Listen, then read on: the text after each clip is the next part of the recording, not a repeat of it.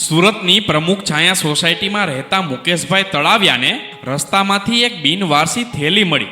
થેલી ઉપાડીને જોયું તો તેમાં 500-500ની નોટના 8 બંડલ હતા.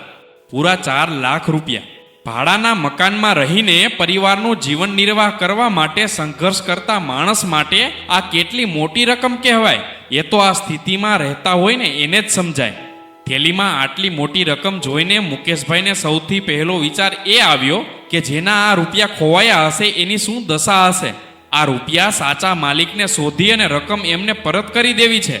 મુકેશભાઈએ જ્યાંથી રૂપિયાની થેલી ભરેલી મળી હતી એની આસપાસની તમામ દુકાનવાળાને જણાવ્યું કે કોઈ માણસ એમની ખોવાયેલી કોઈ વસ્તુ શોધતું આ બાજુ આવે તો મારા મોબાઈલ નંબર એમને આપજો અને મારી સાથે વાત કરાવજો.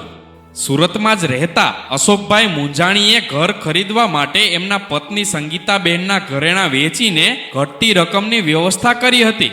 આ રકમની થેલી રસ્તામાં એનાથી ક્યાંક પડી ગઈ એટલે સામાન્ય સ્થિતિના મુંજાણી પરિવાર પર તો જાણે આપ તૂટી પડ્યું હોય એવું થયું. ખોવાયેલી થેલી શોધવા નીકળ્યા ત્યારે દુકાનદાર પાસેથી મુકેશભાઈના મોબાઈલ નંબર મળ્યા. મોબાઈલ ફોન પર વાત થઈ એટલે મુકેશભાઈએ મુંજાણી દંપતીને મળી ખોવાયેલી થેલી એની જ છે એની ખાતરી કરી રૂપિયા 4 લાખ જેવડી મોટી રકમ પરત કરી દીધી.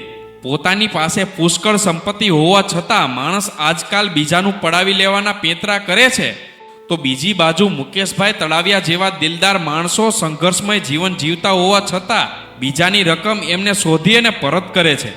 ત્યારે એવું લાગે કે હજુ પણ માનવતા જીવે છે. કાર્યક્રમના મુખ્ય મંચ પર આવી વ્યક્તિને બેસાડવી જોઈએ. એ જ મૂલ્ય નિષ્ઠાનું સાચું સન્માન છે. મુકેશભાઈ, આપની ઈમાનદારીને 100 સલામ. આ રચનાના લેખક શૈલેષ સકપરિયા છે.